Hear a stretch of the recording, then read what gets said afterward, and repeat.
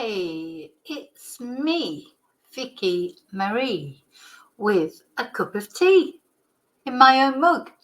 So don't forget, there's merchandise available. I never put I need to put up the link to the shop. I will put it up in the description on this video.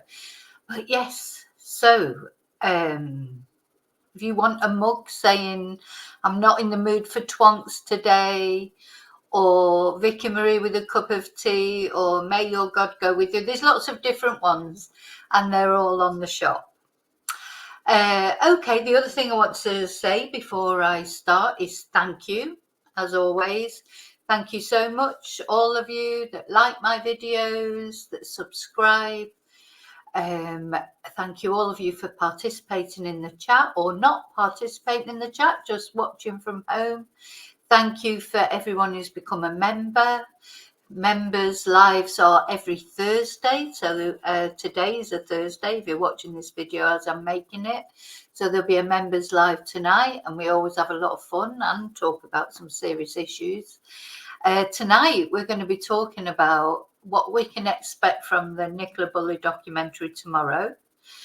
Probably not much on the Channel 5, but anyway, we're going to be talking about that, and we're going to be talking about this very strange case in America where 3 men were found frozen to death in the garden, and the friend whose house it was reckons he slept right through those couple of days that they died out there and didn't know anything about it. Anyway, we're going to be talking about that as well.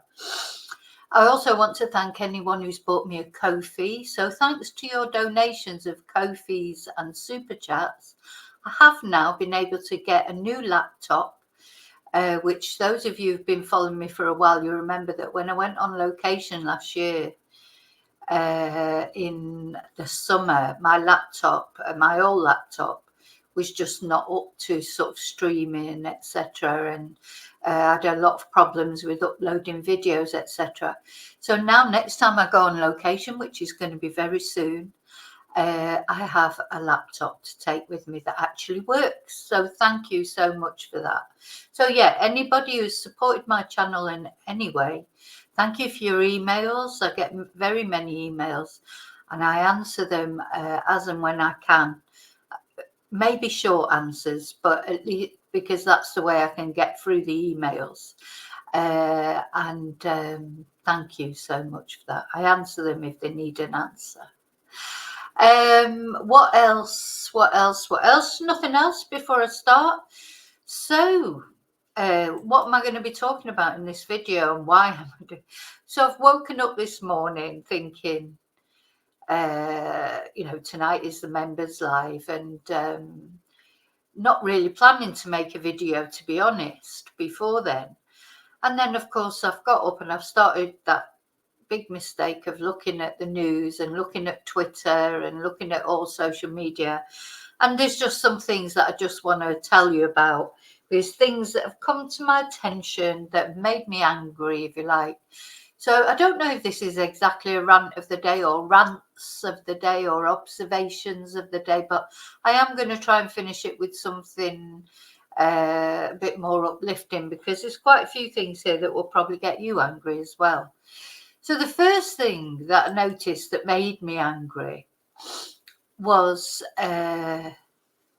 good old Andrew Snowden. I mean, I'll tell you what, if you should follow, if you're on Twitter, you should follow Andrew Snowden, because he has a personal account on there. He seems to forget. I mean, I know everyone's entitled to a personal account, but he has to remember his position. This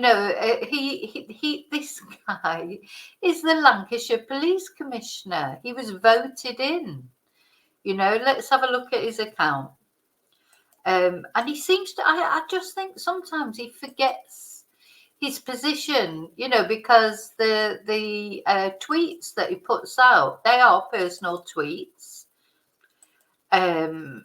as well as his police tweets, but they just don't sit right next to each other. I think, I know that we're living in an age of social media, and why shouldn't he have a Twitter account? But maybe he should just think a little bit about the things he puts out. Now he does put a sort of disclaimer, so he's obviously had some stick for it, because he's put personal account, so expect dad, hubby. I hate that word, hubby. I hate that word, hubby. One day we'll do a video on the words that I hate or expressions, and hubby, don't know why, just really irritates me. So expect dad, hubby cooking as well as policing pics. If you only want the official PCC bits, follow at Rants PCC. So he's saying to you there, yeah, in other words, if you don't like these posts, fuck off, basically. Okay, so, but also on this, he does repost a lot of police sort of information. Here's some information about the Lancashire Mounted Police. But this was the post that really annoyed me this morning, because he's such a braggart. Andrew's such a braggart. He's always telling us what he's got, what wine he's drinking, what lovely food he's cooking. And I mean, not just every now and again, but all the time. And, you know, I was going to dinner, going for drinks at number 10. And, you know, it's all bragging. I mean, the social media is a lot about bragging for a lot of people, isn't it? You know, people don't put on things there like, oh, you know, my car's broken down, it's going to cost me €200 to repair it or whatever. I don't know. There's like, people do brag on social media. But the thing he has to remember is who he is and how this comes over to people. So he said this, 13 hours ago, Facebook reminded me it's 2 years since a milestone in our house refurb, but forgot to mention plans were very behind schedule due to lots of very old house problems that led to the last day of work being the very day Walter was born. What a transformation, though. So, yeah, so he's obviously bought an old house, refurbished it, which is fair enough. This is the old house, and here we've got the new modern house. Oh, yes, lovely, Andrew. You know, it's so nice. That was how it was, the kitchen. Not that bad, but obviously quite old-fashioned. And here it is now. Yeah, it's all been done up. Lovely. But what's irritating about this is only, so, you know, that's obviously, he's earning £86,000 a year in his post. £86,000 a year. You know, it's probably about 4 times people's average salary. And the other thing, though, that irritated me about that is it wasn't that long ago. It's just a couple of days ago. Yeah, this was the post. To get re-elected and continue what I have started, because I actually mentioned this in probably a couple of videos, I will need your support. If you would be so generous as to back me with a donation, I would be incredibly grateful. So he was asking for donations for the Chorley Conservative Party to back his re-election, because he'll be up for election this year. If, you know, whenever the next election is, which will be this year sometime, he'll be up for re-election. So he was begging for donations. So he's asking people who earn probably £20,000 a year, or are on benefits, or are on pensions, or, you know, probably not earning, there won't be many earning what he's earning. He's asking them for donations. Then in the next breath, he's telling us how he's refurbished his home. This is what I don't like about Andrew Snowden. And I think the worst thing is his total, he doesn't see it. He's a bit like, very like Rishi Sunak, who he doesn't see it either, because he's a, you know, millionaire, billionaire, or whatever he is, or his wife is. They can't, and trying to relate to normal people, they just can't do it. Why do they think they can do it? So I liked his post, and I retweeted it, and I said sarcastically, anybody want to help Mr. Snowden with his election? donations, and he actually liked my tweets because he didn't realise I was being sarcastic, or maybe he did and he just thought, oh, piss off, I'm going to like it anyway. But very strange. And then he said later on that tweet, a huge thank you to all those who responded to the email sent out earlier in the week. Your donations, support and kind words are greatly appreciated. This is so oblivious to his oh, here we go. Yeah, Sunday suppers, prawns. No one can afford prawns. Even here in Spain, I'm struggling to afford prawns these days. You know, he's not Andrew. He's having a great time. Oh yeah, bang on, proper pint. He puts pictures on of his son, which I don't think he should do that, especially not the position he's got, because, you know, I just don't think he should do it. He should keep his private life private, I think, because he is the police commissioner. And, you know, people might, you know, be looking to not be nice to him. It's just something, oh, he's got a fillet steak there. Oh, yeah. Yep. He's, no, he's having a great time, which is fine. I'm glad he's having a great time. So Daddy Daycare, he takes him out to a harvester or whatever. The thing is, yeah, you just look, there he is drinking wine, his food, his curry, sagaloo. Just, I'm not saying he shouldn't have any fun or he shouldn't do these things, but is it really appropriate for the police crime commissioner? I mean, look, you know, dealing with serious matters, putting out these tweets, that's my point. And that tweet begging for money for his campaign, he put that out on the day, or the day, you know, round about the day that was the year on from when Nicola Bulley went missing. He has not made a comment about Nicola, even though, you know, it was one of the most high profile cases of his tenure, probably the most. He's just ignoring it now. You know, it might be nice if he would have said a little tribute.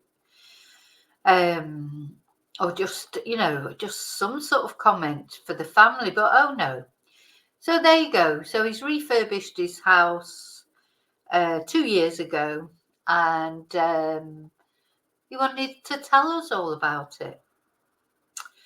So that was the first thing that got my nerves this morning. And, you know, you'll tell me, am I right? Am I wrong? I mean, is it just me? Am I being unfair? You know, I personally don't think I am. I think he's being crass, putting out these tweets, boasting about how brilliant everything is for him, and then asking for donations to re-elect him. Now, any of you that actually live in Lancashire, I mean, all my family live in Lancashire, so it is appropriate to me, but any of you who also live there, maybe you're happy with him. Maybe he's doing a good job as a crime commissioner. Obviously, the Nicola Bulley case went all completely skew with. But as far as other things are concerned, maybe he is doing a good job. We'll see what happens at the next election and see if he gets re-elected or not. He says he's doing a good job, but then he's not going to say he isn't, is he? So there you go. That's Mr. Snowden. I just wish people would remember, you know, when they're he's an elected, you know, he should be grateful to the public for electing him into a very cushy job. A very cushy job, because he's not facing the public day in, day out like the police are. Because, you know, if someone's in the earning a lot of money in the police force or whatever, they're taking a lot of stick. I mean, they will have taken a lot of stick. I mean, once they get to be a position where they're earning that sort of money, they're probably not facing the public anymore, like on a Saturday night in, you know, in the town centre or whatever, or everybody drunk. But they'll have done that at some point and worked their way up, I imagine. Whereas Andrew, he has just fallen into a cushy job, really. He's getting paid £86,000 a year, which gives him his lavish lifestyle, and fair enough. But he should be at least a little bit humble about it, grateful, instead of just pushing in everyone's face what a fantastic time he's having, when a lot of people can't even afford to put their their heating on now in the winter, as it's cold and that. So I think he's got to be the twonk of the, maybe we'll make him the January twonk. Now we're in February. I haven't awarded a January twonk of the year, but maybe that should be Andrew, for being just totally bloody oblivious to himself. So, okay, let's tick him off the list. Oh, now something else that really wound me up this morning. I perhaps will get annoyed about this. Came up on my Twitter feed.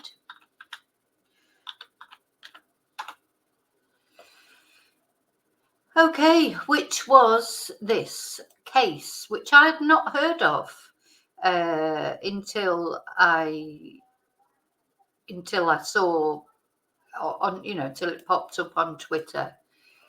Let's have a look. So this poor lady, this is Sharon Gordon, and Sharon was found dead at her home in Dudley, which, for those of you who don't know, is near Birmingham, I think, or in Birmingham. And she was found dead at her home in Dudley with catastrophic injuries inflicted by a hammer. And the person responsible for this horrible act was her builder, Peter Norgrove, and he has just been jailed. Now, how long do you think he got? How long do you think he got for his prison sentence? Anyway, he's just been jailed. So he apparently attacked her because he was supposed to be building an extension. He was totally, it had taken too long. Well, let's have a look. So a builder who bludgeoned his client to death with a hammer in a row over her new extension has been jailed for 15 years. At least 15 years. 15 years for this woman's life. Oh my God, I was so angry. I'm still angry. I'm absolutely raging. 15 years. If she was my relative, well, I feel angry enough to myself now, and I don't even know this lady. I didn't even know her. But how her family feel, I cannot imagine. 15 years for brutally bludgeoning her to death over a row over the extension that he was supposed to, she'd paid him for, and he'd made a total cock of it, and it was a year later, it still hadn't been finished. So he killed Sharon Gordon at her home, in her own home, on the 20th of July last year. Her daughter, Rhian Brown, said that Norgrove acted like a wolf in sheep's clothing after and listen to this, he's from the fucking church. He earned her trust at the church they attended in Dudley. Wolverhampton Crown Court heard he led the Jehovah's Witness service the same night he killed Mrs. Gordon. He repeatedly lied to her about the work he was doing, which took 15 months instead of the 6 weeks it was supposed to. He didn't have the experience to do the work he was doing. I think he'd just qualified as a builder. He did not have the experience. He took full payment for the extension in advance, which we believe to be more than £30,000. So I'll tell you what, there's a lesson there. Never pay the whole amount in advance. I mean, most builders will ask you for something because obviously they need to buy the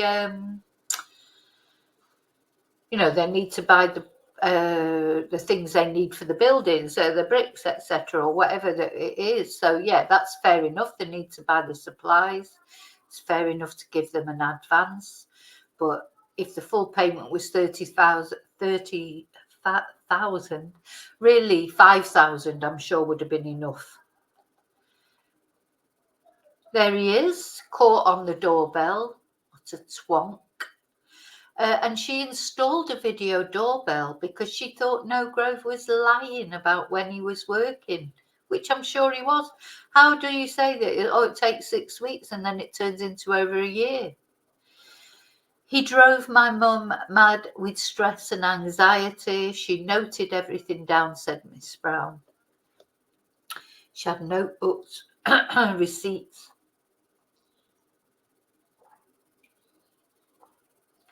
Everything, because of how bad this man's workmanship was. Twat. Sorry. It just makes me so angry. The court heard that Norgrove became furious when quizzed by his client and hit her 8 times in the head with a lump hammer. 8 times in the head in her own home because of what he'd done wrong. She hadn't done anything wrong. She'd given him the money in good faith, but because of what he had done wrong, he hit her 8 times in the head. The level of violence was horrendous, Miss Brown said. We couldn't believe what we were hearing. What do you mean she's dead? I thought. My son was saying, where is my nanny? He was due to sleep over there that weekend. Let's have a look at this. The fact that the only reason Mom had trust in that person being in her home was because they supposedly shared the same faith, and Mom felt that comfortable for him to be there despite issues and problems that he had caused her for months. Because if we serve the same God in the same way, what issue could there be? So to know what he's done, it's a. I just feel deceived. She was deceived. I mean, this man hid what he used to kill my mother in his own family's wheelie bin. No, I don't understand how anyone can imagine doing that to your own family. This man deceived a lot of people, the congregation, his own family, ultimately my mother. And I think he had the security net of, I'm in this faith, I'm in this congregation, and you can hide behind that. You can hide who you really are, the person you really truly are. And that's what I'm saying about being deceived. I use the phrase of a wolf in sheep's clothing. And I use that phrase because of my upbringing and where I'm coming from and the faith that my mum was in, because that's exactly what he's been able to do. Oh, you know, and it's true. He was a wolf in sheep's clothing. So to all intents and purposes.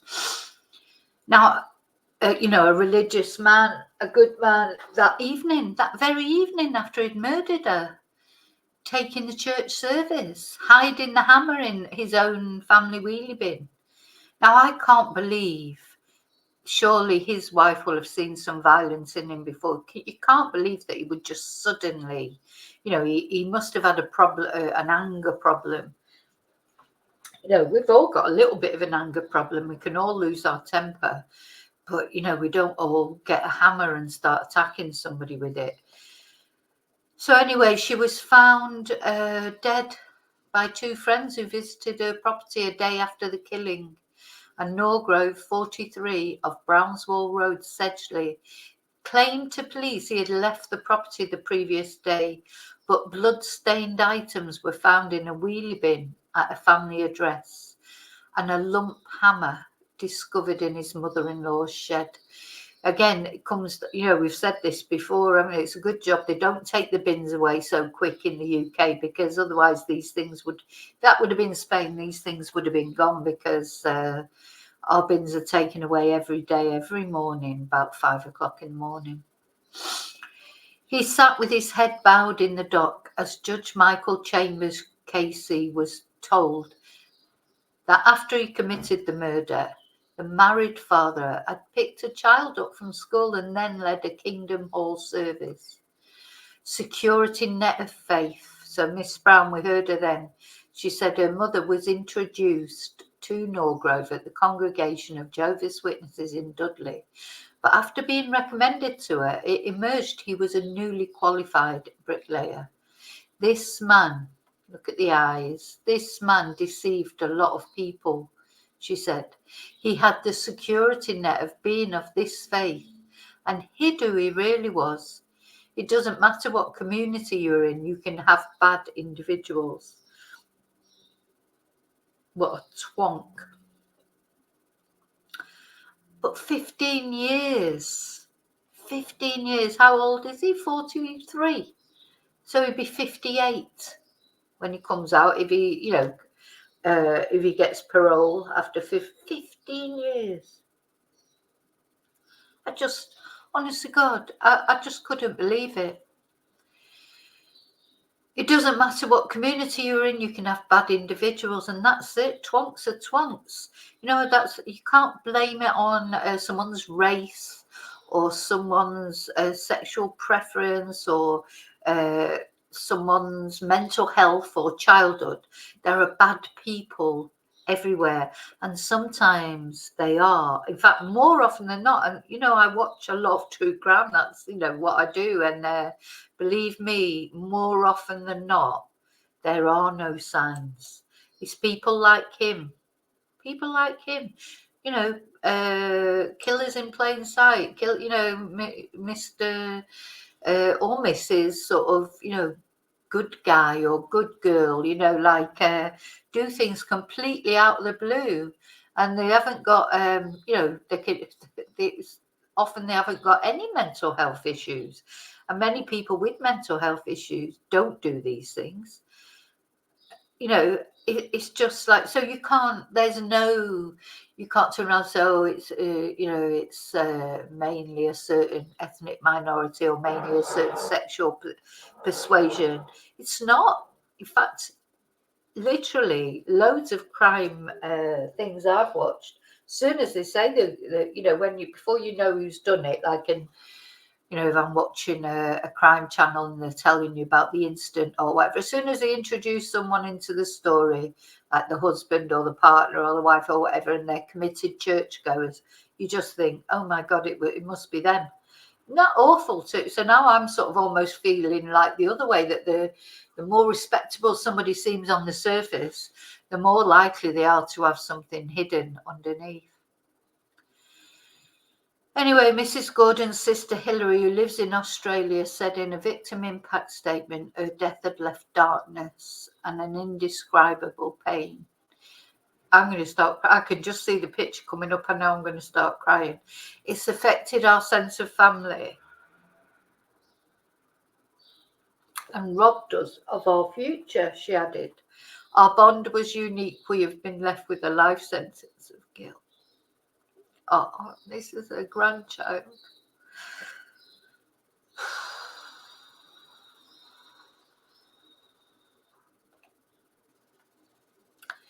Jailing him for life with a minimum term of 15 years. Fuck off. Judge Chambers, what the hell were you thinking?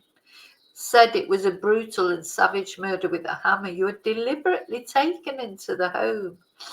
You were angry for being criticised for your building work, which took many months. After the murder, you coolly went to the school to pick up your daughter. Look at that little boy's face. So he's lost his nanny. To pick up your daughter, you showered, you shaved, and attended church that evening, where you led a service. I am not satisfied. You are truly remorseful. No sentence I can impose will put the clock back, but you could have imposed a longer one, which might have made people feel a bit better. Detective Inspector Damien Forrest, who led West Midlands Police's investigation, said that Mrs. Gordon's friends and family had been deeply affected by her death. While Norgrove has now faced the consequences of his appalling actions, our thoughts remain with them as they continue to grieve. So that is one twonk. What a horrible, horrible person. And there she is. That's what he's just beyond me how they could, how could he do that? Over something he did wrong. He'd done the wrong thing, not her. She'd paid him. She'd paid him in good faith. And, Sharon had paid him, not done nothing wrong. Said to him, why is this job that you said would take 6 weeks, now it's taken a year? Oh, do you know what I mean? It's just ridiculous. So that was the second thing. Rest in peace. Rest in peace, Sharon. I'm beyond words about this. I literally am. Anyway, right, we've got another couple of sad things to come. So the other thing that I noted that I wanted to just mention, the death of 4 people in the house in Norfolk, where the family, say family, let me see if it will come up, because I've got to find it first. Yeah.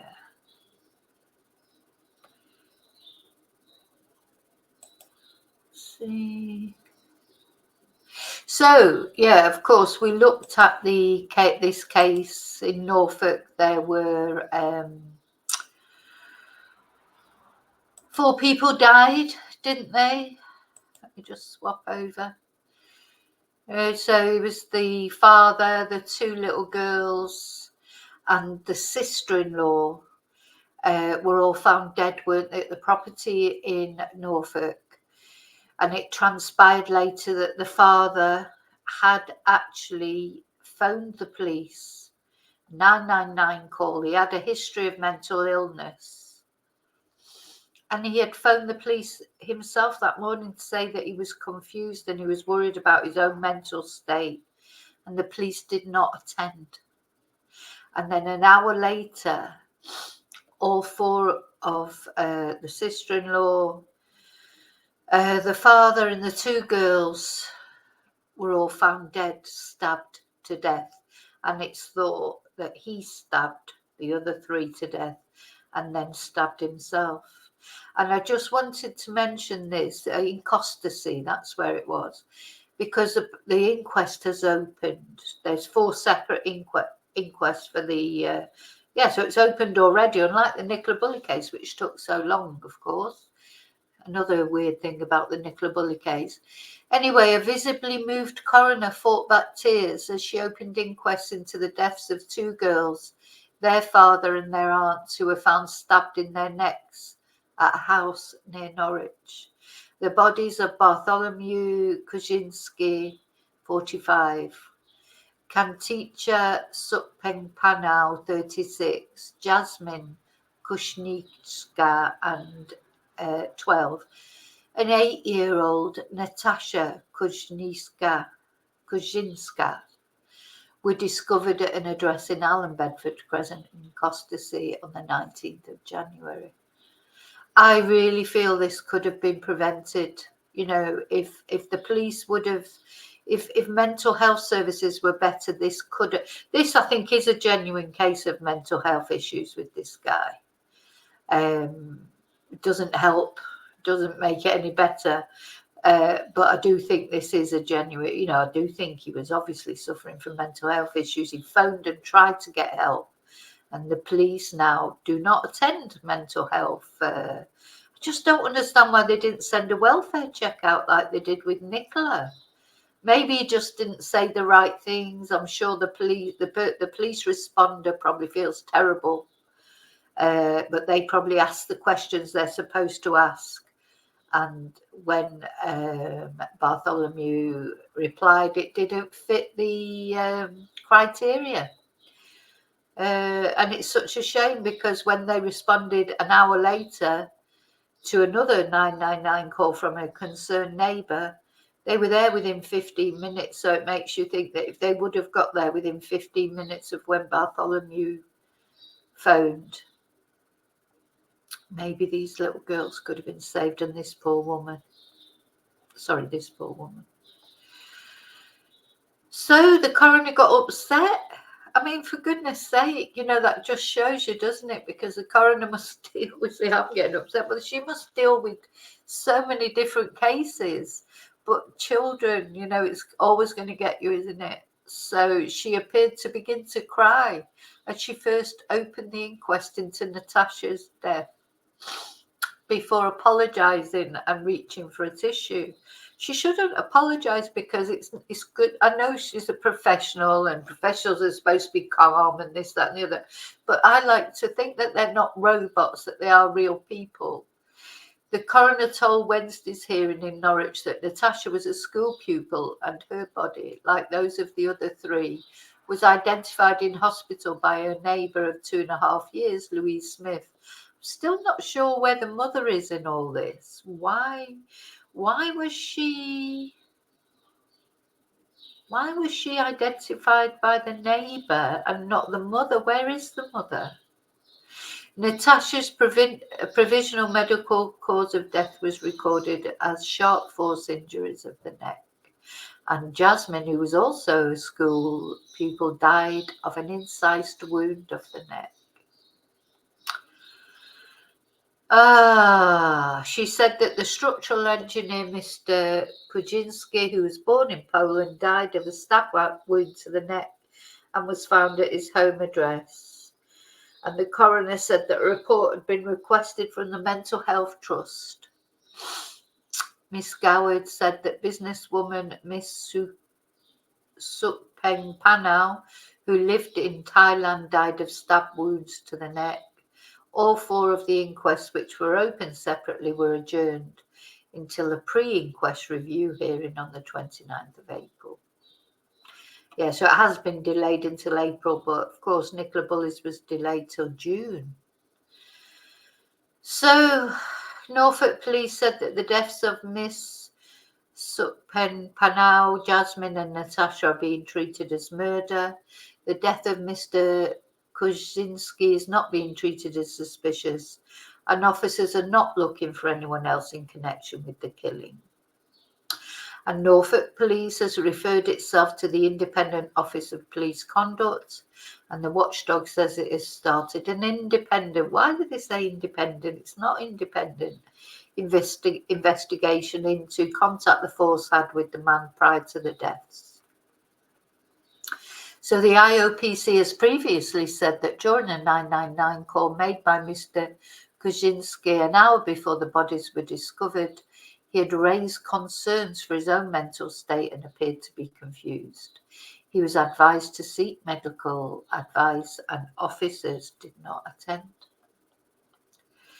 An hour later at 7 a.m, I wonder why they were concerned. So the dog walker passing the house called police after being concerned for those within. Why would they, I wonder? Anyway, IOPC Regional Director Charmaine Albuin said officers attended shortly after and tragically found the man, a woman and 2 children dead. We've decided to investigate and will be examining the force's handling of the contact they had with the man, if it was appropriate and in line with policy, training and procedures. And the deaths have put the spotlight on the planned implementation of a new policy for officers not to answer mental health related 999 calls. They have to. They've got to see this. Get this government out. Get some proper money put into these things. That those 3 lives, in my eyes, could have been. Well, the 4 lives could have been saved.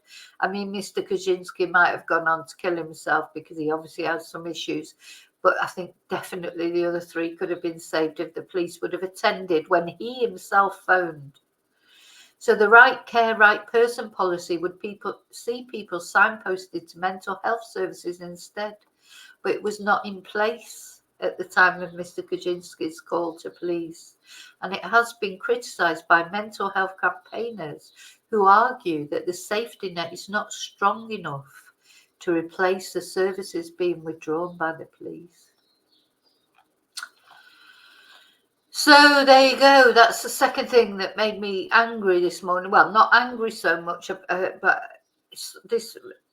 How can I put this without sounding strange? But it was nice to see that the coroner got upset, because the coroner then is he's a real person, not a robot. I like to see genuine emotion. It doesn't make any difference to this sad story, but then you feel like it will be being dealt with fairly. That she could.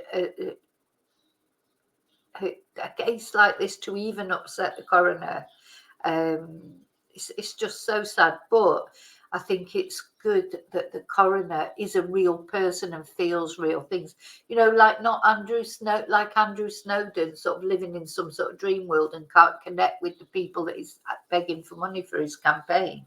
But this coroner seems to have genuine emotions, and I think that's good in itself. But the sad thing is, of course, it won't make any difference, whatever the result is in this case.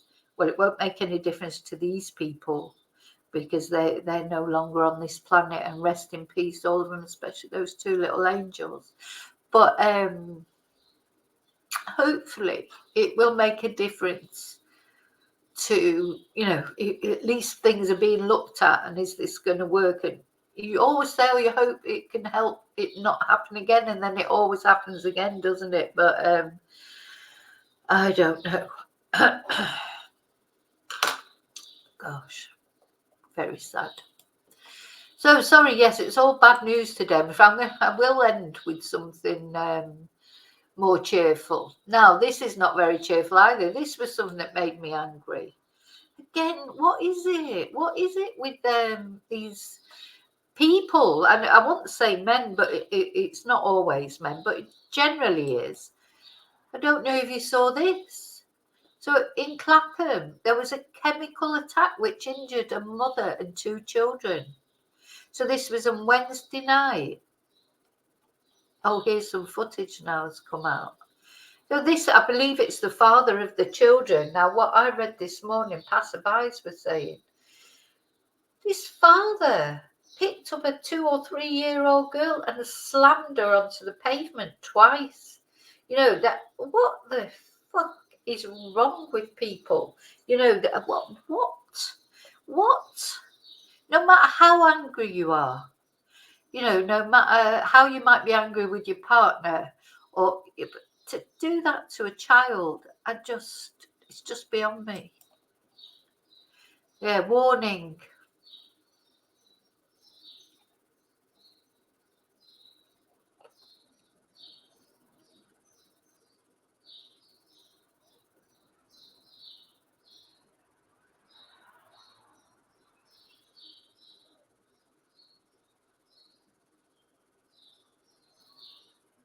Oh, he threw something in her eyes. I'm not sure who that is, who's been hit by a car.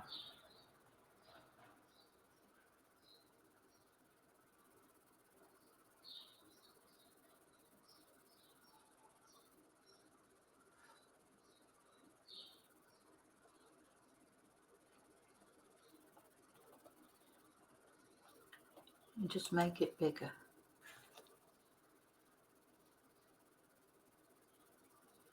The 9 people were injured, including 2 children. Let's watch it again.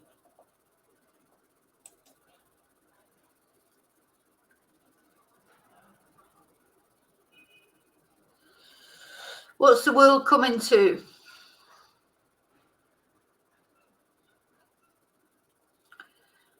I don't know if that's somebody helping or if that's the actual person.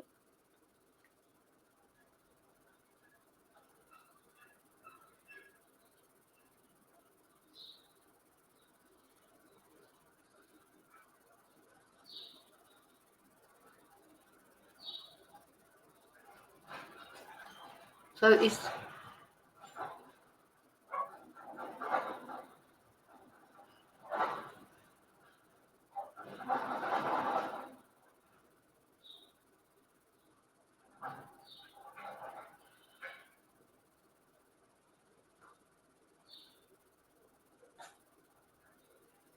Nine people injured, 2 children, their mother and 3 police officers.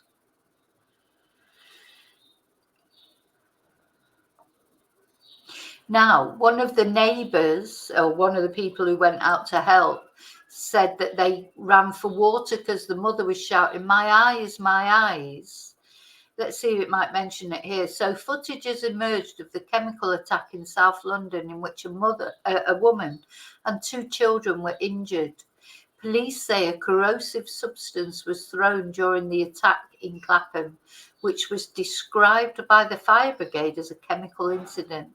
The CCTV footage shows a man running around a car before getting into the driver's seat, with a woman and child in front of the vehicle, holding their hands to their faces. The man drives it's him that drove the car at her and strikes her before he stops the vehicle and gets out. He opens the back door and appears to remove a child before violently throwing him to the ground. And this video also appears to show people from neighbouring properties leaving their homes to chase the man down the road. 9 people were injured in the incident, including 2 children, their mother, and 3 police officers. It took place on Lesser Avenue shortly before 7:30 on Wednesday. What's wrong with people? So 5 of those injured were taken to a major trauma centre, according to the London Ambulance Service. 3 more were taken to a local hospital and 1 was discharged at the scene. Detective Superintendent Alexander Castle of the Metropolitan Police said the substance was believed to be corrosive, but that tests were ongoing, and a helicopter is now involved in a manhunt to catch the person behind the attack. Oh, so he's not been caught yet. Oh dear. Dear, oh dear, oh dear. It was also traumatising. An eyewitness who asked to stay anonymous told Sky News there was a man in a white car with 2 children. It looked like he tried to run over a woman they'd been fighting. One girl in the back had her hand on the window. You can see the mark on the car. He grabbed one of the 2 children and violently grabbed them and slammed them on the floor. The lady then shouted, "My eyes, my eyes. Call the police, my eyes." Then I saw him run off. It was also traumatising. I think she's the one that went in and got water. No, this is another witness described how he tried to wash the chemical from the woman's face. It was horrific, he told Sky News. First, a man grabbed his kid, a girl of age 2 or 3, from a white car. He threw her onto the floor twice. It was the worst thing I've ever seen. The man then threw something at the woman. She was screaming, "My eyes, my eyes." I then ran into my house, grabbed a water bottle and threw water on her eyes. Her lips were black. Her skin looked burnt. I then chased the man halfway down the street. I was wearing my slippers, so I didn't get very far. Well, how brave was that? Because he's just thrown chemicals at that is terrifying. I hope that mother is okay because, first of all, I hope her eyes, she's not gone blind. But the thing is, many years ago, someone I knew had chemicals thrown at him. He was a bouncer in Manchester at a club, and chemicals were acid was thrown at him. And what killed him was it's the fumes of the acid that go down into your lungs and corrode your lungs. There's nothing that can be done about it. So he died, my friend. He died. But hopefully this lady, hopefully she's been taken to hospital in time and the damage is not too bad. But if it went down into her lungs, depending what it is, I mean, something corrosive, would it be? Maybe it wasn't acid. Maybe it was like you know, not pure acid, because when my friend was attacked, he was deliberately attacked. As I say, he was a doorman at a club, and I think there'd been some argument, you know, about admitting somebody into the club before that, and this person went there specifically with acid to throw it in his face because of an earlier dispute. So hopefully this guy, if he's just grabbed something out of the car, it may not be proper acid, if you like. I mean, it won't be nice, obviously, having it in your eyes or whatever, but hopefully it's something. And then the quick thinking of the witness to get the water, hopefully, will have helped. Okay, now there was one other thing I wanted to talk about. Well, I'm not going to now. I think we've had enough doom and gloom. I'll do that on another day because that's an ongoing, and that's the trial of the couple whose baby died. Anyway, we'll look at that another day. But what I'd like to finish on is something a little bit cheerful, because, sorry, I feel like I've completely, you know, it's all very, there was a really nice, I wonder if I'll be able to find it. I think I retweeted it.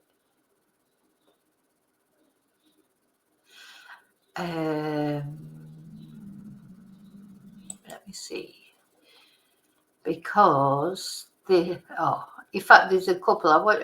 This is beautiful. Let's have a look at this.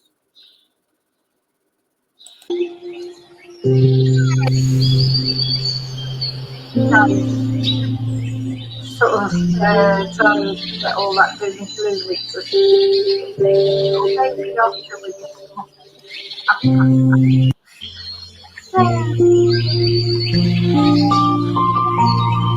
lovely.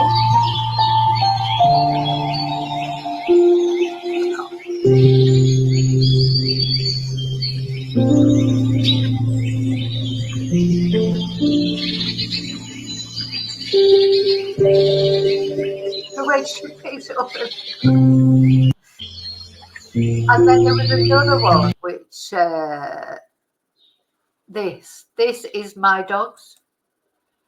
So let's just go back to the beginning. So the first one had a stick. This would be my Rocky with the stick, drops it. And then Riley, who's crafty, just jump in and take it off. Now this poor dog's looking for his stick. He's like, what happened to that stick? I only left it just there. Where's it gone? Where's it gone?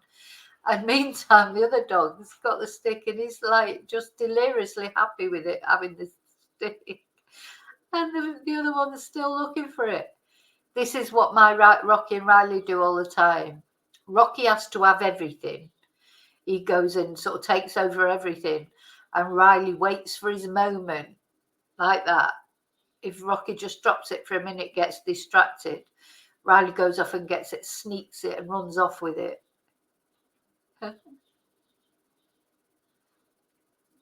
He's so happy. Look, I've got it. I've got the stick. I've got it. No.